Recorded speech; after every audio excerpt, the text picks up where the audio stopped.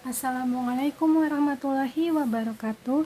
Kita bertemu lagi di mata pelajaran farmakognosi dasar untuk kelas 10. Minggu kemarin kita telah membahas sebagian materi dari bab farmakognosi dan tanaman obat. Yang telah kita bahas yaitu mengenai pengertian, sejarah, dan ruang lingkup farmakognosi, serta tata nama Latin dan simplicia. Nah, untuk minggu ini kita akan membahas tentang sistematika tumbuhan. Jadi, ini adalah subbab terakhir yang akan kita pelajari di bab yang pertama ini, yaitu mengenai sistematika tumbuhan, zat berkhasiat, dan manfaat simplicia. Kita bahas yang pertama dulu mengenai sistematika tumbuhan. Jadi, sistematika tumbuhan itu sebenarnya ada banyak sekali, tapi ada 4 ini yang paling penting. Yang pertama yaitu Talophyta. Talophyta ini merupakan tumbuhan tanpa bentuk batang dan daun. Jadi pada tumbuhan ini, itu bentuk batang dan daunnya belum dapat dibedakan. Biasanya di farmakognosi itu ada simplicia yang namanya Talus. Talus itu adalah simplicia yang berasal dari golongan Talophyta. Yang kedua yaitu Bryophyta atau tumbuhan lumut. Lumut di sini seperti yang telah kalian tahu, lumut-lumut pada umumnya ya, sama saja. Lalu yang ketiga ada Pteridophyta atau tumbuhan paku. Jadi tumbuhan paku ini jika kalian lihat di halaman-halaman itu ada di pojok-pojokan, biasanya juga dekat dengan lumut atau menempel pada pohon-pohon. Jadi di bagian bawah daun tumbuhan paku ini, di pinggir-pinggiran daunnya itu ada seperti bintil-bintil kecil. Bintil-bintil kecil ini merupakan sporanya. Apabila bintil-bintil kecil yang ada di pinggir daun tumbuhan paku ini jatuh ke tanah, itu bisa menumbuhkan tumbuhan paku lainnya. Jadi melalui bintil-bintil kecil atau spora itulah tumbuhan paku ini berkembang biak. Nah, jika kalian lihat pada pucuknya, jadi pada tumbuhan paku ini, pada daun yang akan baru tumbuh itu menggulung terlebih dahulu. Saat daunnya sudah tumbuh membesar, maka akan membuka, tidak menggulung kembali. Nah, untuk tanaman golongan 1, 2, dan 3 ini diklasifikasikan ke dalam tanaman tingkat rendah. Sedangkan untuk yang nomor 4, Spermatophyta atau Anthophyta ini tergolong ke dalam tanaman tingkat tinggi. Nah, Spermatophyta ini adalah tanaman-tanaman yang banyak kita temui saat ini, yaitu tumbuhan biji atau bunga. Misalkan mangga atau kelapa dan tumbuhan-tumbuhan lainnya. Nah, sistematika tumbuhan ini biasanya sering dikaitkan dengan taksonomi tumbuhan. Sebenarnya antara sistematika dan taksonomi tumbuhan itu tidak sama, tetapi berkaitan satu sama lain, mirip satu sama lain. Jika kalian lihat di tabel yang di sebelah kiri, itu ada kingdom, divisi, kelas, ordo, family, genus, dan spesies. Ini adalah yang dinamakan sistematika tumbuhan. Nah, masing-masing kata ini merupakan tingkatan takson. Jadi, divisi itu adalah suatu tingkatan takson. Kelas juga tingkatan takson. Begitu juga dengan ordo, family, dan genus, dan spesies. Nah, tetapi takson ini tidak hanya tunggal, ada yang di atasnya atau di bawahnya. Jika kalian lihat pada takson divisi itu mempunyai atasnya. Di atasnya lagi dari takson divisi adalah superdivisi. Sedangkan di bawah dari takson divisi adalah subdivisi. Nah, jika ada pertanyaan, apakah takson yang berada di bawah famili? Jika yang ditanya takson yang di bawah famili, maka jawabannya adalah genus. Karena genus ada satu tingkat di bawah famili. Nah, jadi tingkatan-tingkatan takson ini menunjukkan klasifikasi dari masing-masing tanaman tersebut. Nah, di mana kita bisa mengetahui datanya? Kalian bisa lihat kingdom, divisi, kelas, ordo, family, genus, dan spesies itu di web www.plantamor.com.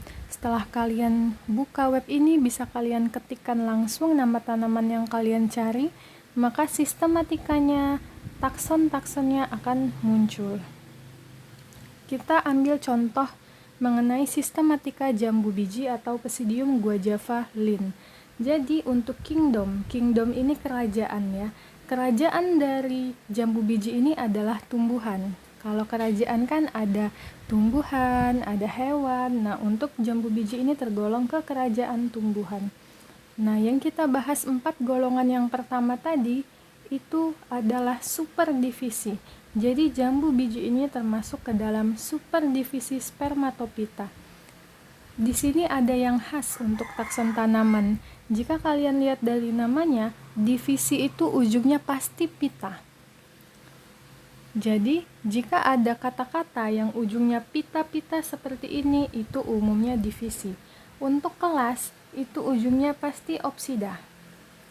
Nah, untuk ordo atau bangsa, itu ujungnya les. Sedangkan untuk family itu ujungnya seae atau yang kita baca kemarin dengan C jika dieja dengan bahasa Latin. Nah, jadi jambu biji ini tergolong ke Spermatophyta, tumbuhan yang menghasilkan biji, divisi Magnoliophyta, kelas Magnoliopsida, ordo Myrtales, family Myrtaceae, genus Psidium, dan spesies Psidium guajava Linn.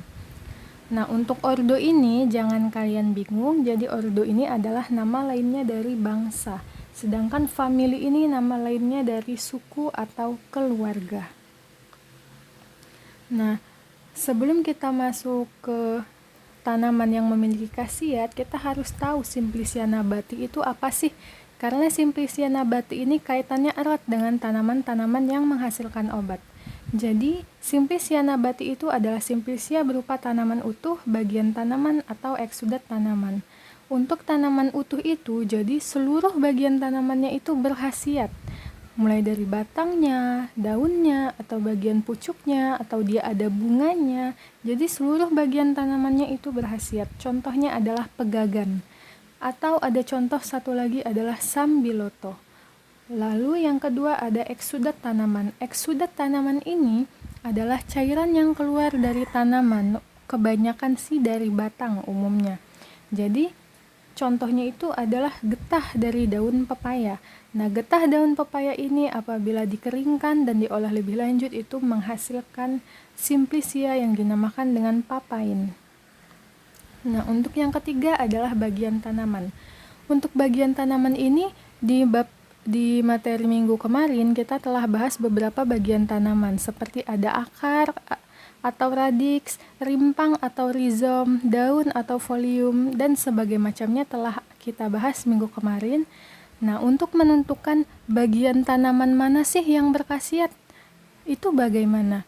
Misalkan jambu biji yang tadi kita bahas sistematika taksonominya. Bagian mana dari jambu biji yang berkhasiat? Apakah buahnya? Apakah daunnya? Apakah kulit batangnya? Atau bagian lainnya? Itu kita tidak tahu.